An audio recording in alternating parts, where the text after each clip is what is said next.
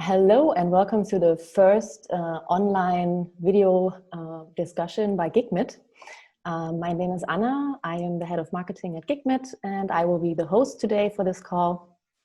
And I'm very happy that you guys made it and have taken the time to join us. And first of all, I would like to introduce the participants to our viewers, and maybe you can smile or wave or say hi when I do so people know who I'm talking about.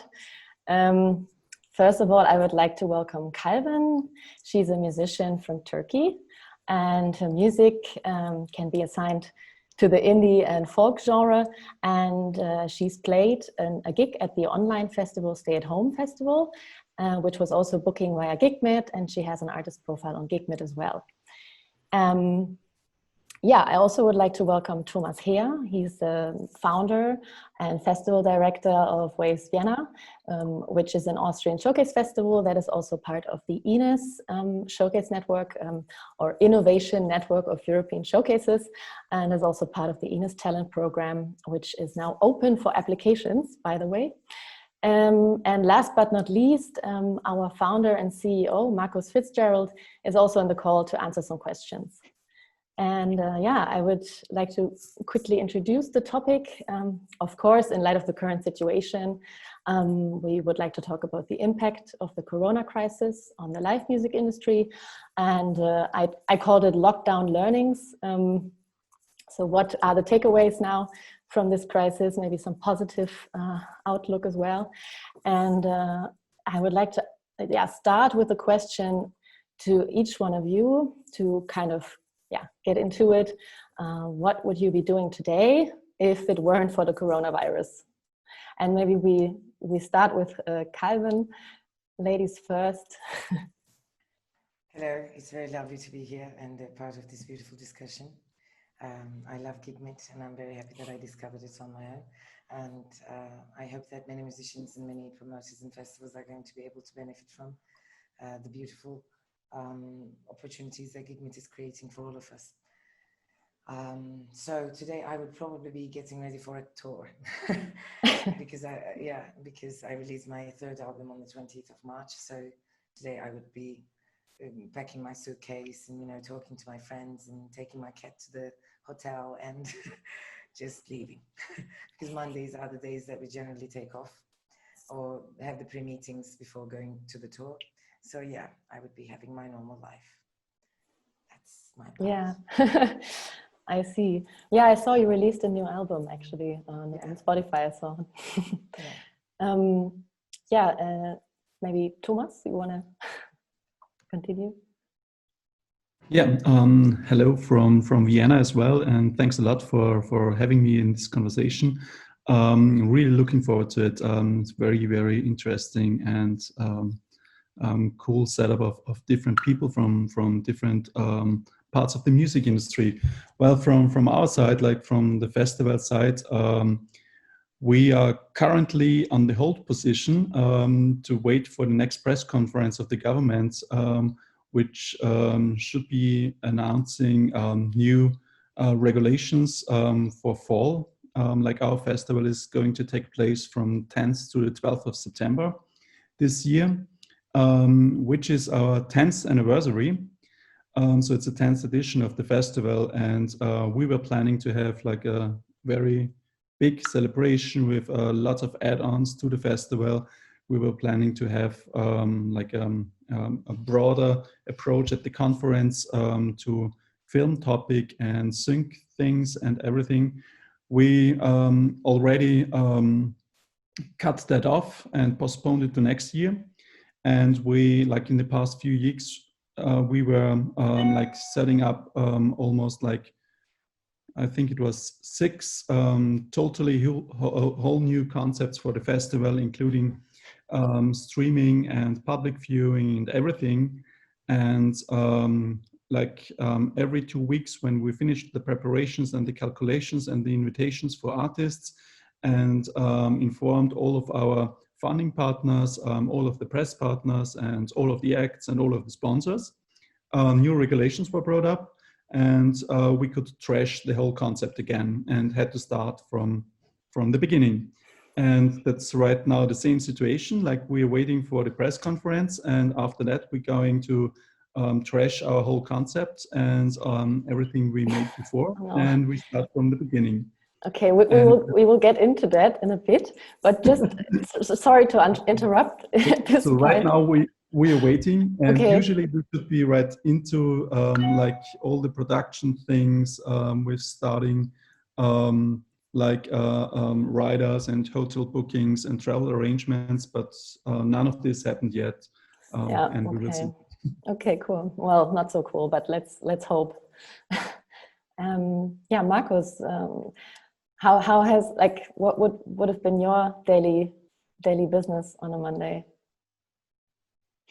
Well, I probably would be in the office. So I am in the office right now.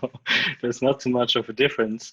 But I might be back from a festival that I would have been attended the last weekend, and this obviously didn't happen. So I definitely miss the festival vibe and meeting people in person, having a few drinks, and I don't know, negotiating about things, discussing about how the world will change in the next decade or so. All these lovely personal meetings, I definitely miss them.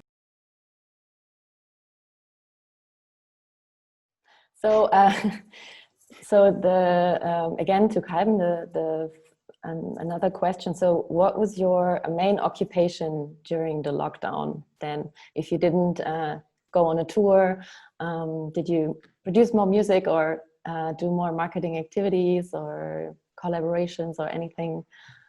I deliberately made the decision to release my third album on the 20th of March, and 16th of March was the official start of the crisis in my country.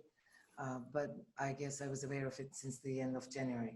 So as musicians and artists, we generally follow up the world in a better mindset than the majorities of the countries.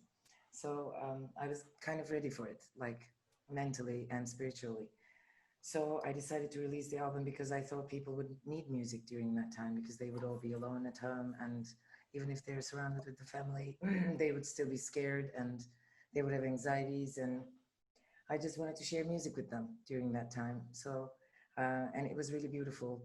We made online interviews with radio stations and television programs, and I had online interviews with the newspapers that I respect, and I made my own live streaming, and we made collaborations with brands, significant brands from both music industry and capitalist industries, and they supported our music thanksfully, I guess.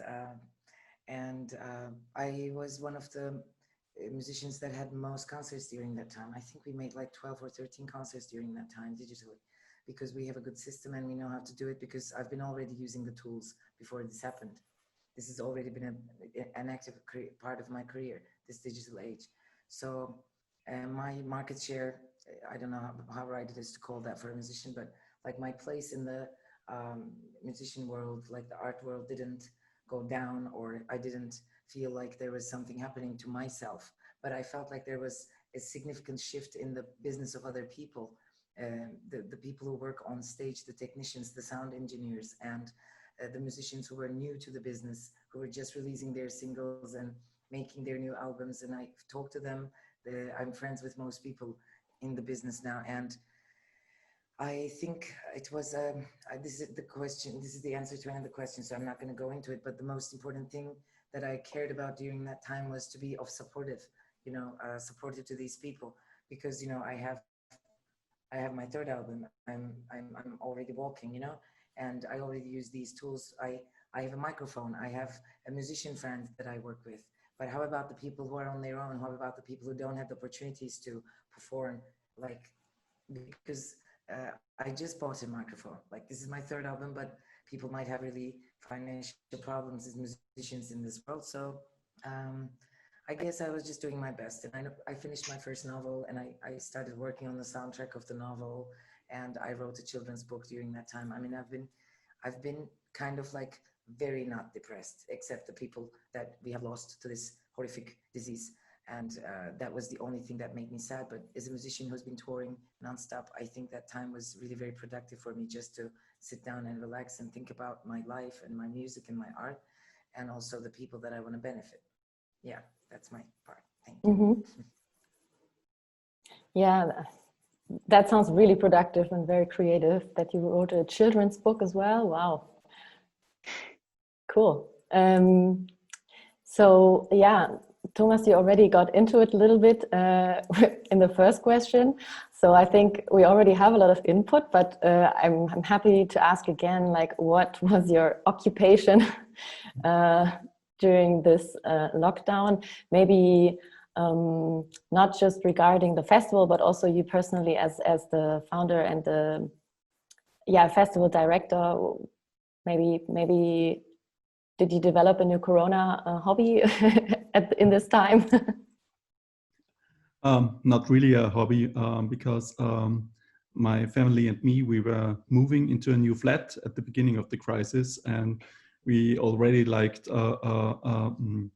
canceled the old contract. So basically we had to move on the 31st of March. And I had to do a lot of working in new flats, like from new flooring and stuff like that, which was kind of good at the beginning, because I wasn't like bored at all. I had a lot of work to do at home on the one side, and on the other side, with the festival, we are not only responsible for the festival, but we also promote shows, and we're working as a booking agency for national radio. So the main occupation at the beginning was canceling shows because of the lockdown, and trying to postpone them. And then when it became a fact that also in fall there won't be any possibilities for bigger concerts, we had to postpone them again. And yeah, like that was the main thing. From work side, it was very negative thing, because it was only about postponing, canceling, trying to update your partners so they don't cancel the partnership and stuff like that. But in this time, like, what was the most interesting live concept that you seen out there? Maybe to adapt to, or to change the festival. You already said that there's going to be some digital part of the festival, and how can this be beneficial for maybe how can this current situation have a positive effect? Maybe is there something that you saw that you think yeah, well, I mean, having like video conferences is quite cool, because you can invite people from all over the world without like flying them in, which always involves lots of costs. So I took part at quite a bunch of panels and discussions online, and the setup from the people was always very interesting, because like you suddenly you can log into a discussion in the US without actually getting there, and without all the travel thing involved. But on the other side, it's always quite sad, because as Marcus said before, like people in the music industry are used to travel a lot, and it's not only taking part at some panel and discussions, but it's also like all this networking thing that's missing. So we're also involved in the Austrian Music Export and some other organizations for the Austrian music industry, and we tried to set up some social gathering for musicians, which was I think it's a thing we needed all, but on the other hand, it was mostly people telling sad stories, how they don't get any money, and they had to cancel that and this, and so that was like I feel that it was not very helping for the other people. Maybe it helped like the people to tell or to share their concerns and share their yeah, basically what their life could be or should be and isn't. So, but in the end, it's like I'm not a very big fan, to be honest, of the streaming concerts. But it was the only way to see at least some of the shows, and some friends of mine started to really like to have like Zoom meetings while watching streams, and like they invented some drinking games and stuff like that to keep, like to cheer everyone up and stuff. So I think that was kind of a very good approach to make the best out of a bad situation. And specifically for Waves Vienna, how is it planned? Like, how will it look like? Will the live shows be the streamed, or the panels, or both, or? I have no idea. Or what is the ideal scenario if like everything works out? The last concept we presented on the website and to the press on 3rd of June was that we want to do a multi-streaming event. So instead of having like different venues where you could go from one venue to each other to another one and see some shows there, we wanted to have like 8 streaming channels where you could switch from one channel to another one, which would have been some of them with live streaming from actually from WUK, which is our main venue, where we wanted to do some shows with Austrian musicians, but we also wanted to do some pre-produced shows around Vienna together with Austrian television to record it in very unusual places around Vienna, like the Central Cemetery, or like in some palace and stuff like that. We already had like all the permits for that. And then on international level, we have lots of collaborations with music export offices and embassies here in Vienna. So there was also the idea of having live streams from other cities and having pre-produced shows from interesting places around Europe as well. And then again, in our main venue, WUK, there would have been 3 places with screens where we would have set up public viewing. Mm-hmm. Outside? Or yeah. Oh, okay, cool. Outside with seated and social distancing. But the situation in Austria is now that every week it's getting better and better with the infections, which is like great. But we don't have any information how cultural events and concerts will be possible to do from September on. So in the summertime and in July and August, there are only seated concerts possible with 1 meter distance into each direction. So basically that's impossible to do something without losing lots of money.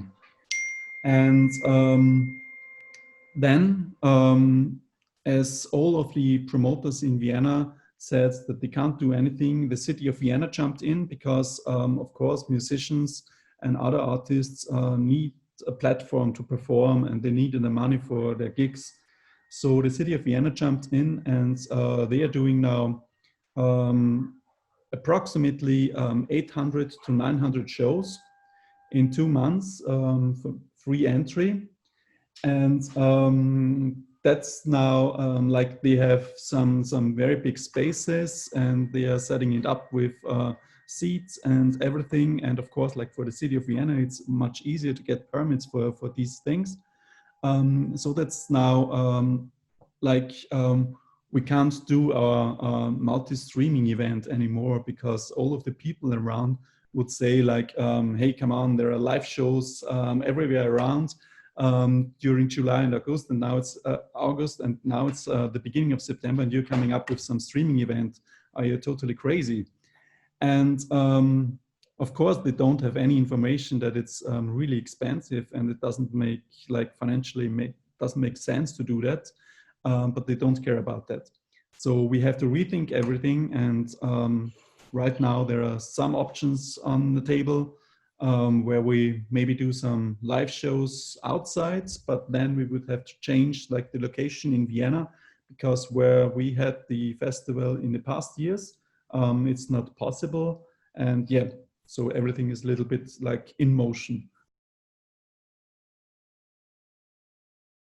Is there any governmental support for musicians in Turkey, or is there anything like how you can get some money, or like anything at all?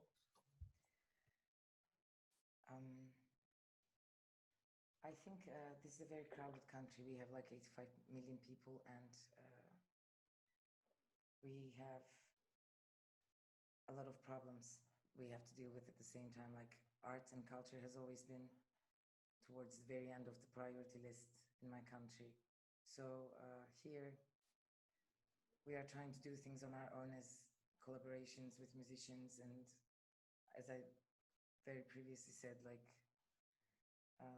non-benefit organizations come together and we show the government that there are things to be done.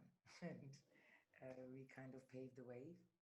And I'm very happy about this, because then this is kind of like revolutionizing my homeland and being a part of this new wave of art and culture and music, where people take responsibility for their love for music especially, and they give their all, and they do not prioritize money or fame, but they prioritize the very act of performing and the very act of being able to become an artist.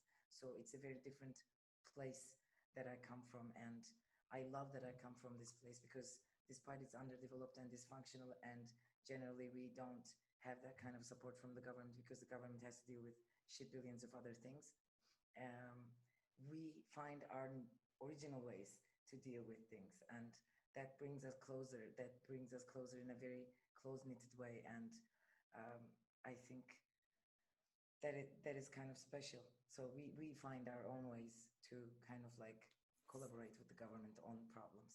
Yeah. I know that there was another question also from Thomas regarding smaller artists, if this crisis has helped them. Yeah, it's again like what is said about being innovative and helping each other.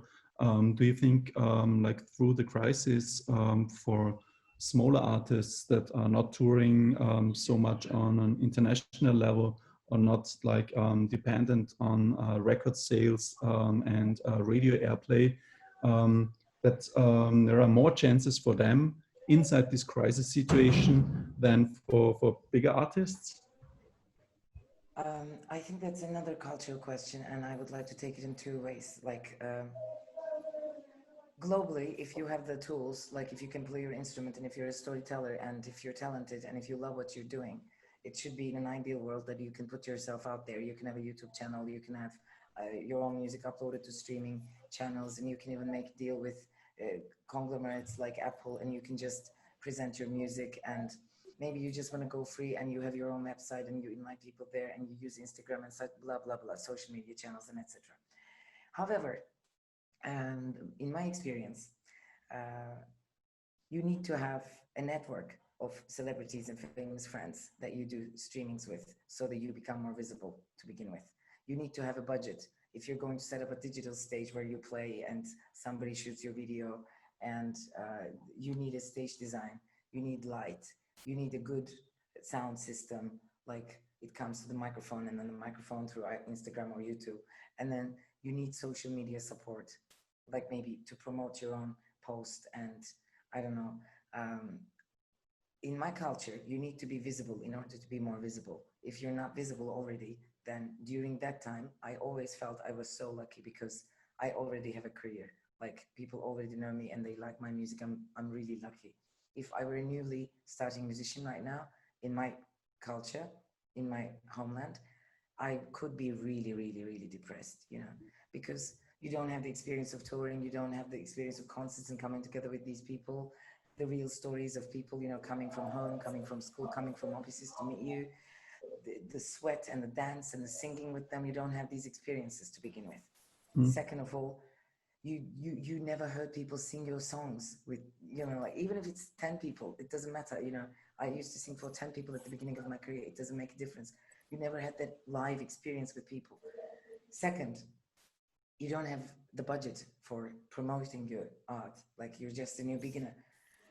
And if you don't have famous friends, like who are going to support your music, who are going to be like, oh, look at that new musician, I really like her music. And in the time of quarantine, she's going to be this this great person to listen to. You know, if you don't have that kind of friends, then basically this is going to be a very desperate situation for you. But that's my place that I'm talking about this. Like if I was born in Norway, or if I was born in, I don't know, New Zealand, maybe the situation would have been completely different for me.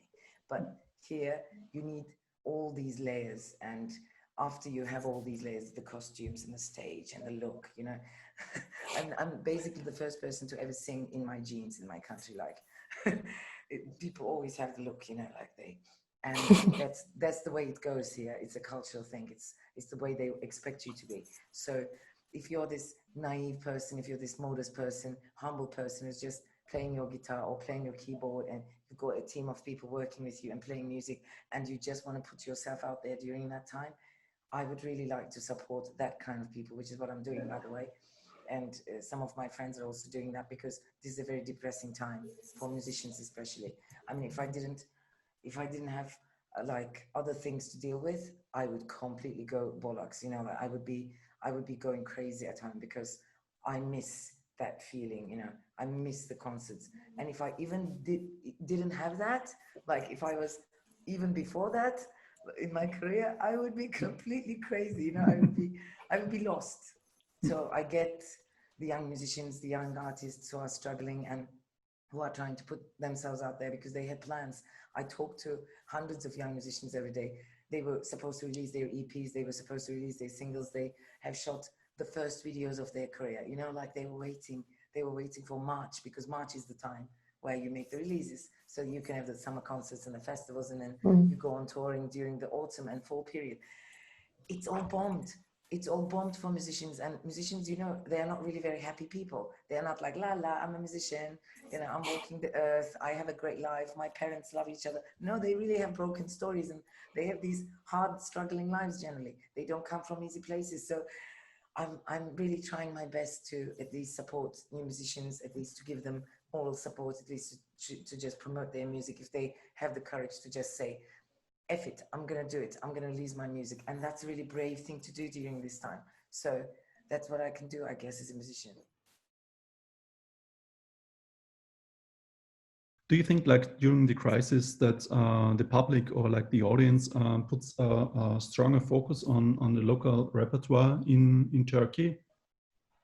Like in Austria, for example, like radio stations began to provide more airplay for Austrian musicians. People started buying CDs, which they don't need just to support the musicians, and even in some online newspapers or daily newspapers and magazines started to do big stories about the Austrian musicians, because they wanted to support them instead of bringing a new feature about Lady Gaga or whatever. You're bringing tears to my eyes, Thomas. That's an amazing thing to hear, that it's happening somewhere in the world. Like Vienna is the capital of music and love for music, I think. So I hope that in time I will be able to tell similar stories about my country. This is why I want to go around the world telling my stories and making my own music, and coming back from world with all that experience and know-how here, so that I can be a representation of both here and the world here. Like I think this place needs to revolutionize its idea about music and about the musician life. Here, if you're a musician, the people go like, oh, that's okay, don't be sad. It's okay to be a musician, you know. We always joke about this. It's even when you're very successful, your father or mother always calls you like, are you insured? Do you have insurance? You know, it's crazy. The way we are perceived I think has an impact on media too, mass media too. I think during that time, everybody tried to do their best, but we're a very crowded and big country, and we have very limited resources. So I think people were more concerned about the economics of this situation and the distribution of the virus situation more than music. The first couple of weeks, they were listening, they were very happy, and everybody was into it. But then it kind of became a little dark, you know, they were a little more depressed. And sometimes when you are too depressed, you can't even listen to music, you know, that kind of depression. And I think we are going to come over this. And I think as an 85 million country with a very big, you know, like people resource, and very little resource for arts and culture, unfortunately, I think everybody did their best, especially the radio stations. But I wouldn't expect people to pay that kind of thing from their own budget because they already are struggling during that time. So unfortunately, tears to my eyes and hope to my heart. Fingers crossed, waiting, yeah. How can artists best reach agents and bookers? Dear Marcus, how can we optimize our gigmit page? And is there a kit to utilize that page? And how can we increase our popularity score? That was my first question. Well, I'm happy to answer that. First of all, I think it's good to hear that kind of everybody, even sometimes there is governmental support, sometimes there's not governmental support, but everybody tries to be as creative as possible and looking forward and tries to develop new ideas and concepts. So that's great to hear. That's the same for us, and we work on that as well. Regarding to your question, I think first of all, the artist page itself has been developed with a lot of bookers from festivals and clubs in order to really understand, okay, which kind of information is important for you, what needs to be on the top, what's less important, and so on. So when we developed this, we did a huge research and constantly improve small things on the artist page so that you can be sure as an artist that if you have built that page fully, you can use it actually to send it out as your kind of business card, as your EPK portfolio, call it like you want, but you can use it and send it out to all kinds of bookers. Even I would go even further and say you can send it out to all sort of press people and labels and so on, because you have really all the information in one place. That being said, what is of course very important, and then the technology is quite limited in that way. It is that it's that the look and the style of the page looks like really promising, and that beside all the facts that are there, beside all information, that your kind of artistical vision can be also transported to this page. And therefore, of course, we have a big image, because photography or artworks and cover design is usually a very important factor, and that's also why it's placed right at the top and very big. And then, of course, what we hear a lot is that video images are very important, and having like a little scroll through all the videos and just get an understanding how they look, that is really important. So we try to realize that when we connected the YouTube implementation, where you can like import all your YouTube videos, and then there's kind of a slider where you can browse through. I think that's pretty important. What comes more and more important, of course, is if you look at the social media and streaming numbers, because everybody, and especially actually in a time like post-corona, everybody needs to be a businessman as well, in order to understand which artists to book, which artists not to book. And that's not like judging artists that have a smaller fan base, because there are places that are focusing on small fan bases, and that know, okay, I'm not expecting here to get the next superstar in my small venues. There's a lot of festivals and venues that support small art as well, but also they need a certain threshold of fans or streams as a justification to do a gig and to actually put it into business and get into risk as well in a way. So I feel that becomes more and more important. So from the artist perspective, what becomes then important goes away from gigmit actually a little bit, because that means that you need to think of, okay, what are the concepts in order to develop my fans and my streams? And I find what you said previously, Kalben, was very interesting in a way that you kind of collaborate with musicians, that you find other musicians that are already have a name out there and get you featured in a way. So to set up your own concept that match your artistic style and your artistic vision with the with like numbers and the community that you want to connect to. And I think that is really important to get this up, and these numbers will be more and more important in at least in the month to come, but I feel also in the years to come, in order to make decisions for bookers or venues. So now the next step, I mean, what we provide with gigmit to get your page out there, besides kind of what you do yourself, and you can, I mean, obviously, and we encourage artists to use it on your website, on all your social media profiles, to be linked there as well, and to send it out on emails or wherever you communicate with promoters. But what we can do actually on gigmit is that we have developed for a long time already the possibility for promoters for the other side to open calls, and we call it gigs, kind of referring to our company name and platform name.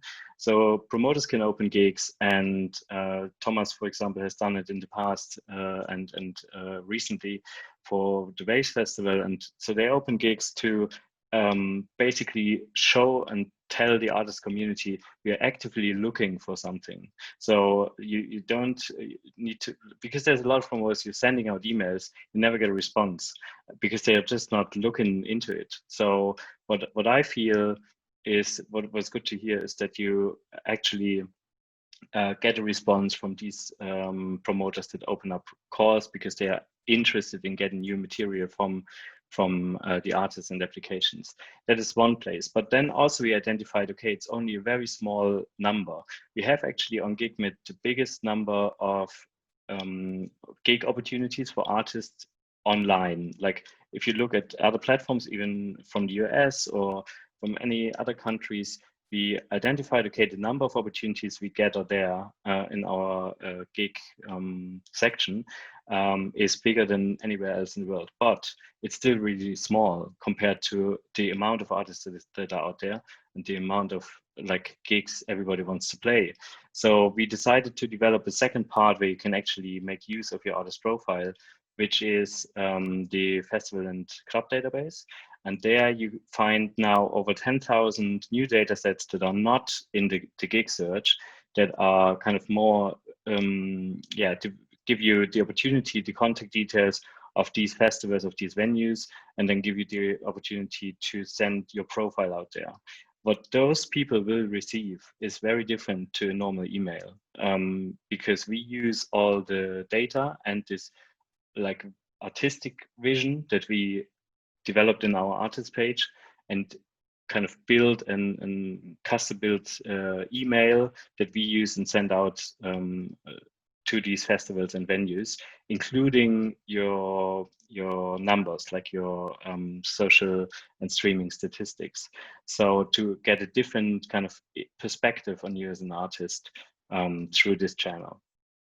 That's all we can do. Besides that, I think nothing really changed to Corona. There are still venues and festivals out there seeking for artists, and you just need to kind of get into this stream or this wind where they are and get noticed. Thank you, Marcus. I would like to add what Marcus said. Like platforms like gigmit are very handy for booking agents and for festival programmers or venue programmers, because you have all the information that's relevant for you in one place. And on the other hand, if you get an email, for example, like at our festival, we have 3 people who are doing the program, And if there's coming in an email, artists writing, yeah, I want to play at your festival. I do have like lots of gigs played already. Here are some links, and I attach you some press pictures. And then I'm going to send you some MP3 as well. It's just like, so, what the fuck? And I'm gonna listen to it later on. And in the meantime, you get 3 more applications and you forget about this. But on some platform like Gigmit, you have everything in a place. You can compare each artist's. You can say like, yeah, now Stefan, my colleague, is looking to all the applications from Turkey and from Germany and from France today. And tomorrow I'm going to check out all the applications from the UK or something. And if I feel that there is an interesting artist, I can take down some notes on Gigmit and I can mark it up for Stefan to check it out as well, or other way around, of course. And I always have like all the numbers and everything in place. Even like the, which I think, especially for young artists, is very helpful, that you have to fill out everything. You have to upload a stage writer. You have to tell the people how many people are on the traveling party. You have to tell them what's like, what you need for accommodation and stuff like that. Because on the other way around, I get an email, and even if I think, okay, the music is quite good, then I'm writing it, can you send me more information? Then I'm getting some press pictures and some more links, but all this crucial information I don't get. And then I have to ask again, and then I have to ask again and again. And in the meantime, someone who applied through a portal or through Gigmit, I have all the information already there. And for us, of course, because we're looking for artists, we already set up everything which we can provide. And so the only thing I have to do is to say, like, I won't book this artist because the artist knows everything from our side, which is relevant to him. We know everything, and we just can hit the button. And if the artist hits the button as well, we have contract. Of course, then we get to in some personal communication as well. There's not everything is automatically, but it's like from our side, for our festival, we're getting about 2,000 or 3,000 applications. This is very crucial to being helped with like a structure with all the applications from artists you don't know before. I heard this for the first time from you, Thomas. Great. Sounds lovely. Thanks a lot. A couple of times, but it was always in the socializing part when we met at the festival, at the bar or something. The question, what Thomas is actually, as a festival director and or your bookers are looking for, or what maybe you can still say is one thing that is like the most important when you look at a profile, at a Gigmit profile. Like, is it the video? Is it the music? Is it the picture? Is it the? Could you provide us with some for us, because we're not a record label, we are a promoter of live shows. Live video footage is very important, because then we can see how many people are there on stage, how's the audience reacting, do they actually have a show that they are doing, or is it just like some people standing on a stage and trying to play as good as on the records? And even like really great music videos doesn't mean that the band does a very good show. So this live video recording gives us the best impression of how an act could work at our festival. And especially with our festival, because we do have lots of different stages. There are regular club stages, there is like seated audience, which is more like a theater, or like we do have an open air stage, and also there is a singer-songwriter stage. With a live video, you have an impression of on which stage which act could work the best. Yeah. So can I ask something? Would you book an artist if there's no live video, but everything else is great? Like you have a fantastic visual, you listen to the music, and it's all great, and you think like, okay, I want to book this artist, but I don't have a live video. Would you still book it, or? Yeah, of course. Of course we would do. Like we had a couple of artists we booked without seeing a live video, and the artist, and we were disappointed because we booked the artist then on a stage which didn't fit, and we were disappointed because it didn't work. But on many other occasions it really worked out very well, and quite often we do get some even not ready produced music stuff from artists that never played live before, and because we think it's an interesting setup, we book the artist anyways. So of course, like for us, we do have some collaborations with record labels or with booking agencies.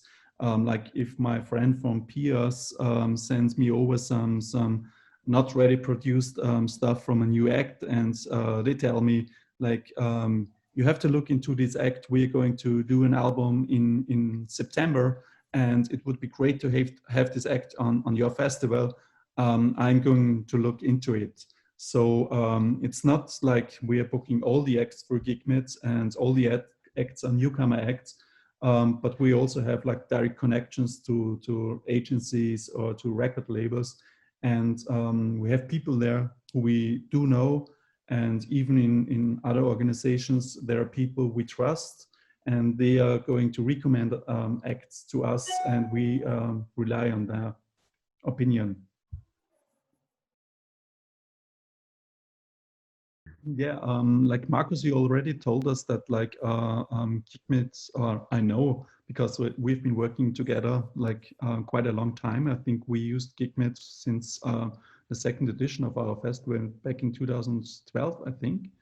But what I really like about gigmit is, or you and your team, that you're coming off quite often up with new ideas and innovative concepts.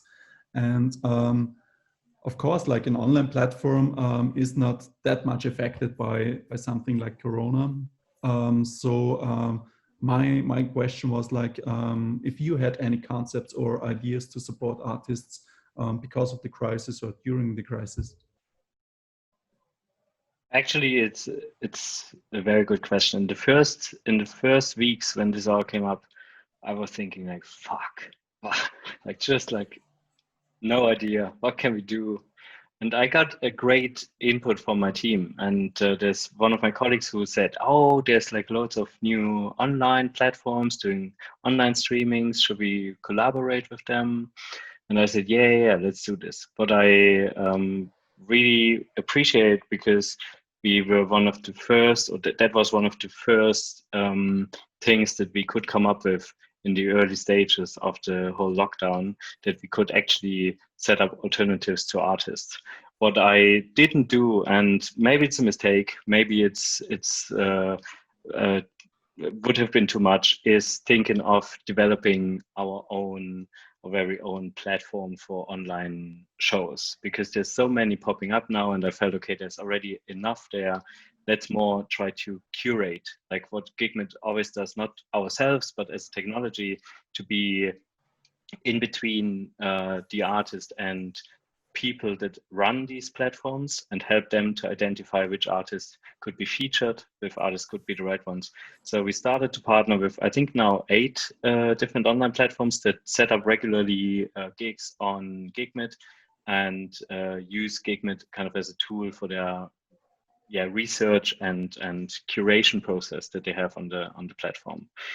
But then, like, I mean, and actually, I think this is a thing that goes on for forever, and it just got like this. Sometimes, you know, you need to this special event to make something more visible, or get people realize that, oh, it's actually working. It's like working from home is another thing. Nobody was believing in that companies can be as productive as before. If all their employees work from home, but now you listen to Mark Zuckerberg, who says, okay, let's not go back to the office ever again, because we have like got this great. I can't measure performance that well, but they obviously do, and say it's working. But so people realize, okay, there's there's something that works and that can work and it's also enjoyable. I think everybody agrees that a live gig is not replaceable, but there is something that comes to it. And I felt, okay, it's great to see artists more private, getting more into their private like homes or studios, having a more intimate sort of connection to the artist. I find this great, especially being a music fan and a music lover. I think that is something very new and important that can be delivered to a lot of people at the same time, while it used to be only exclusive for the people who buy the very expensive VIP ticket to get the meet and greet after. And even this is not the same. So I feel this online streaming, online performance ecosystem will sustain, and we will invent or develop more features into our product that caters the needs of those platforms and gives artists more opportunities to be visible on those platforms, because it also helps artists to be more international without the financial resources to travel everywhere. You can travel at the places where you have already a good fan base, but you can be like test stuff and jump into territories where you haven't been before without any cost, because you do it from home. So I think that's great.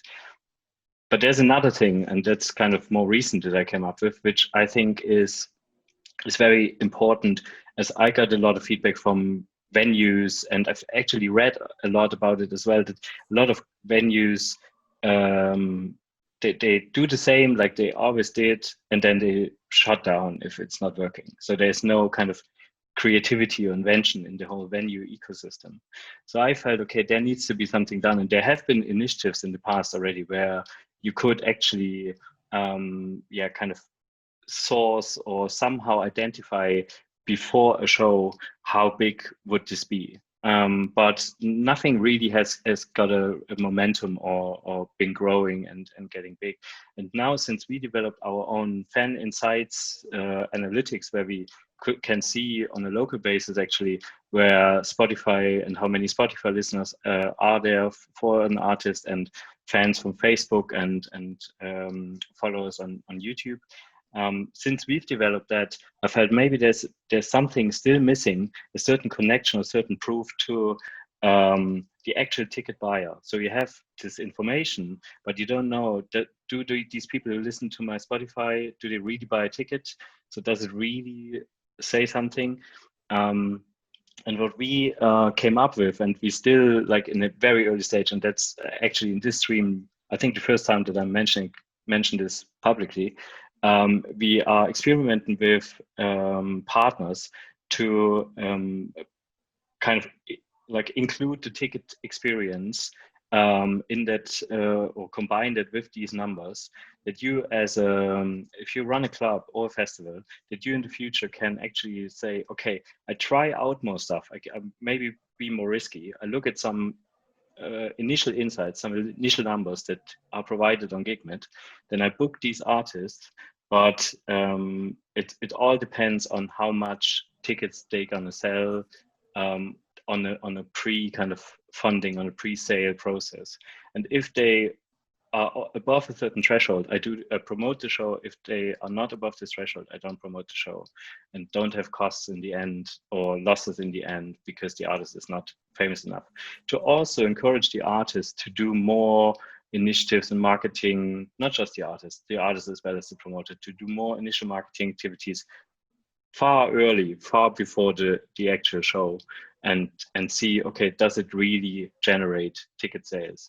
Because what my biggest before Corona, now and probably for the next 100 years, what my biggest like, not fear is the wrong word, but my biggest problem is in this industry is to see an artist investing a lot of money going on tour and then playing in front of 5 people in some of the venues. And I understand it's really hard to build a career and to develop that, but I feel there need to be some smarter moves and more technology helping to actually generate revenue far earlier before these shows, and then having the artists on tour, on a sustainable tour, knowing where the income is, or how many people will be at each show. And that's what we're going to develop and or improve from our current status quo where we are right now for the for the month and years to come. I think that's a great idea, especially when it comes up like with all the streaming events, which are usually not monetized at all because people don't pay for a streaming gig as they don't pay for anything in the internet, which brings like the artists in a very difficult position. And coming up with some system like this, it could be one step to not only for the real life shows after the Corona crisis, but it could be also one step for having people actually buying a ticket for a streaming event. But saying that, of course, it's not like streaming event is only as interesting as the setup is. It's not only about the music, but because you can hear to the music on Spotify as well, but it's everything like the show, the venue and everything. And that was what we would like to do with the Austrian television when we came up with this concept for this multi-streaming event, to have actually an artist playing at some very, very unusual venue where you can't go as a visitor at all in normal times, like playing at cemetery or something. And like together with some system like that, you actually can do things like that because it minimizes the risk not only for the artist but for the promoter as well. And I think that's a very good thing you said about usually when an artist starts touring, it's not that you get a fee that's like pays anything at all. Maybe it pays like the fuel for your truck to get to another city, and maybe you can sleep over at the promoter's house or in the garden or something like that. But why are you doing this? Because like you want to introduce your music to new people at the venue. And if there are only 5 guys standing around, it's a loss for the promoter and for the artist as well. And that's a thing that lots of promoters don't realize, that paying an artist like 200 euros or something to play at the club is not like that the artist earns anything at all, because the costs for all the stuff you're bringing with you, the time and anything is much higher, and the artist is interested to get as many people as possible to the club as well, not only for the atmosphere, having them dancing around, but potentially them buying your music afterwards. And having tools like that is very important for both involved parties who are on risk, losing money, time, and energy when promoting a show. Do you think there's any lasting effects of this digitalization of live concerts? Will Kalben, for example, will you include this live streaming component into your concerts even after the Corona crisis? Is this something that is a part of your live performance even in the future? I think I really miss live concerts, and they're the real experience when it comes to music. And the digital concert, as Thomas and Marcus also said, can be an experience when you go to the venues where you cannot take the audience with you. Then it is a different experience. But and yes, it's also lovely to see my living room for once or twice. You know, like we set up 4 different stages in my living room, and we kind of created different vibes each time. We gave a concert for LGBTI+ community, and we printed out a whole rainbow thing. And yeah, we become creative, and we work on this, and it's lovely and it's cute. And the sound design, we can design our sound, and that's another part of the digital concerts that I like. However, as a musician, I really do miss the live experience, the everything going wrong, the people, the chaos, you know, all the work we do before the concert, like the sound checks and meeting the waiter, meeting the person who sells the tickets at the door, people coming to see you, you know, the real experience, the real sweat, the real love. And then these people going home and trying to stream your music and coming back to the concert because it was an unforgettable experience for them, buying your album, buying your LP, buying your vinyl. If you have a merch, which I don't at the moment, but I'm thinking about establishing a platform for young designers where they can sell their own merch, and I'm just going to get a little bit percentage to pay the taxes, and that's it. And you know, like, these are all experiences. This is a human experience. I think what the virus did, what the crisis did, and the way we perceive the crisis, of course, our fears and anxieties is doing right now, is maybe it's going to have an impact on the experience. And I'm kind of like watching out for that, because I really need that experience. I really need the experience to be close with people, because music is a place where I feel the most free, independent. It's beyond my ethnicity, it's beyond my sex, it's beyond my gender, it's beyond my language. It's this very universal feeling and experience where I'm free as a human. And people that come to the concert, they experience a similar thing. There are many people from different religions, different languages, different cultures in the concerts most of the time, even in my hometown, because I live in Istanbul and I tour Turkey, and in the big cities, you know, it's crowded and there are people from other cultures as well. So, and I go around the world. I go to Berlin, I meet Japanese people in the concert, you know. I go to San Francisco, I meet people from Dubai. Like, it's crazy. All this madness.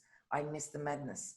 And I don't know. I think I'm waiting for the madness to come back the way it was, even in a better way. Of course, I will have digital concerts from now on, because I saw that I can do it. As a musician, as a creative person, whatever I can do, I'm going to keep doing it. I'm going to become more and more creative in that field. I'm going to learn from that experience. I'm going to add it to my repertoire. But I miss the madness. That's another thing. Yeah. I'm totally with Kalben. It can't be a replacement. But it's a very nice addition. And I think the Corona crisis, if there are any positive things, is that the audience learned to watch streaming shows. And of course, like, it's not for them a highlight or a replacement for the live experience at all, but it can be used as a promotion tool, for example, or maybe to create some exclusive content. For example, like someone buys my vinyl, and inside there is not only a code for a digital download, but maybe it's an access code for 5 very exclusive streaming shows I'm going to perform right after the release or something like that. That's, and even like for promoting the album and doing like interviews, for example. So people are used to the tools now, and we should try to make something positive about it, and use it as an addition in especially promotion.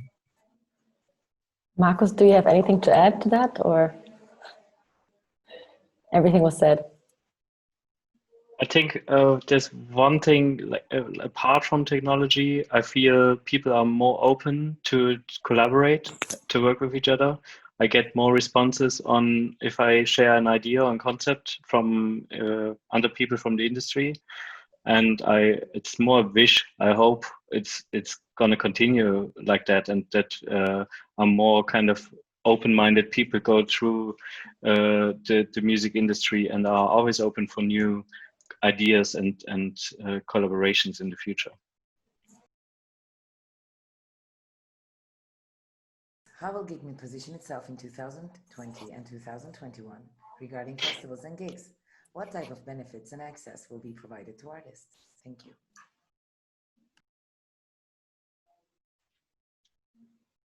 Okay, I think the festivals in 2021, they will happen again.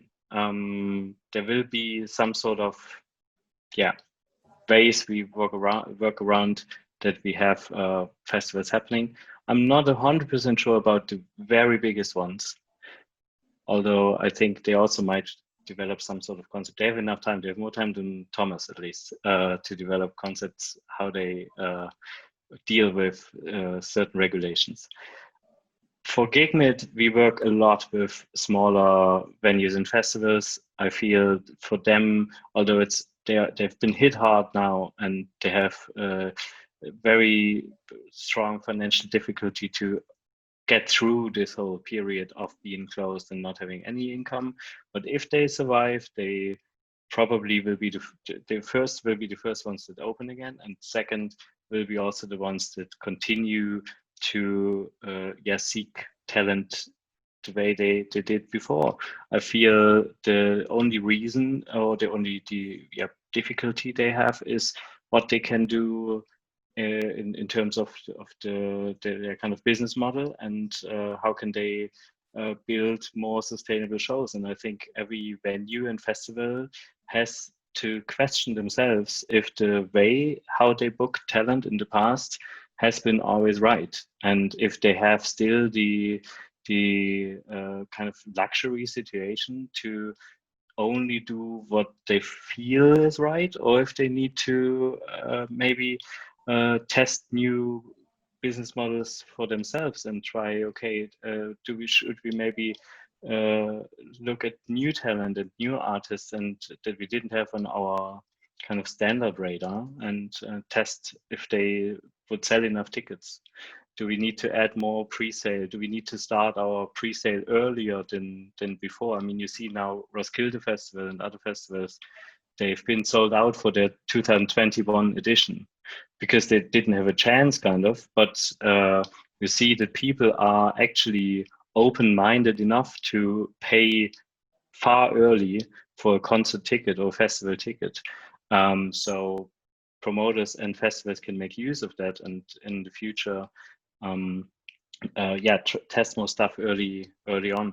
And also one idea that I kind of have in mind for the new kind of concert season is to build more hybrids. That was kind of an answer to from a lot of festivals already, building a hybrid version, meaning, okay, if you have a reduced capacity, if you have to have a reduced capacity on our festival, in our venue, which would not be financially sustainable, then we need to find a new income stream. And as a lot of venues have, or festivals have, very special surroundings already, stages and so on, I feel there's a value in that, and you can actually make use of that, either for a promotional reason, maybe with a brand or a sponsor. We see a lot of interest in brands also being part in the whole streaming ecosystem, or for a sales reason, and to add on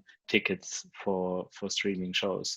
And although, Thomas, you're right, I totally agree, having shows streamed in very special venues, that's kind of the best solution, or the best way to create an artistical concept around the streaming gig. But if you don't have this ability, but you have a cool venue, you still can use your cool stage and try to do something, maybe stream, let the artist play on top of the bar because the bar is not used, and then create a stage there and stream that. Something, within your venue, and using that to monetize that as well. I feel there will be a new generation of very smart, I wouldn't say just businessmen. Of course, everybody in the industry does it for a passion to music, and I can see that from everybody. But with a more maybe smart and startup test-driven approach in new business models, and I hope also that leads to the artist. I hope the artists are open for this kind of concept too, because that means, okay, it's not always the standard deal that you go for. It's not always the, okay, pay me whatever fixed fee is there and I'm gonna do it. There's also maybe some different new models where there's an okay, if we stream that, and if we get kind of your allowance from the artist side to stream that, can we share this income and this and that? So there's probably more negotiation involved in that part, but I'm looking forward to, also from a consumer side, a festival or venue goer side, I'm looking forward to see a lot more stuff to come up. So very quickly, I have a question to each one of you. If we were to make a bet today, what would you say, or when would you say, will this situation go back to normal in your country, so that live shows are possible in the way they were before? Just very quickly, what's your guess, Kalben, in Turkey? I think 2021 February is going to be the start of things a little bit normalizing, but in 2022 summertime, the festivals will be back the way they used to be without the social distancing. That's my hope. Like we have like 2 more years to go before everything settles down. But in the meantime, we are going to be very creative and we're going to support each other, both globally and locally. And we are going to be hopeful, and that's what we can do. Yeah. And in Austria? If there is no second wave coming up, I think that small shows are going to be possible from November on. And I think big events like festivals with more than 1,000 people in a room will be possible again from January on.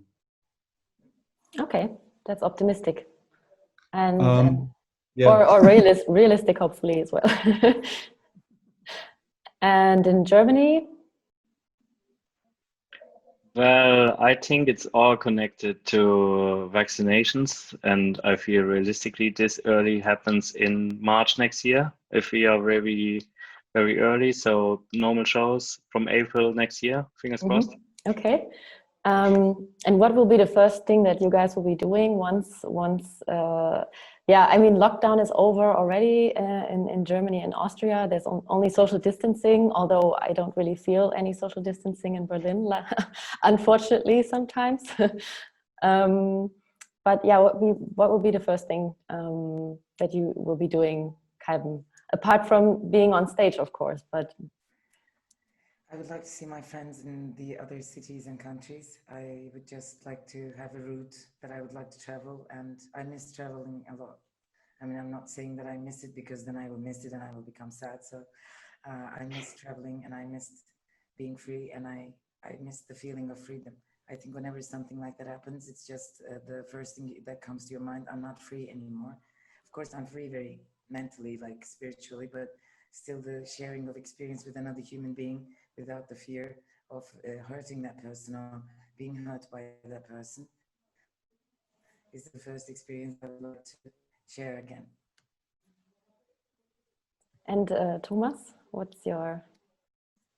First thing will be having a drink with all my international festival friends who are promoters of other festivals or from international booking agencies while watching an Austrian band playing in a UK venue. That's very specific. Cool. Okay.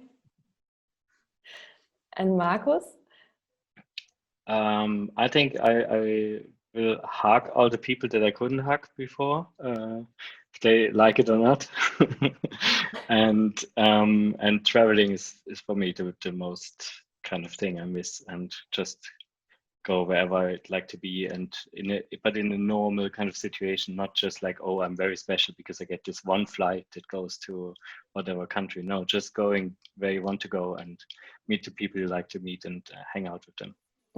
Without having this thought in the back of your head the whole time that there might be some... Mask in your face. Yeah, exactly, in the mask. Thanks again for your time, and have a great rest of the day, and good luck to you, especially in Turkey. I hope that you will make it through the lockdown. Stay creative.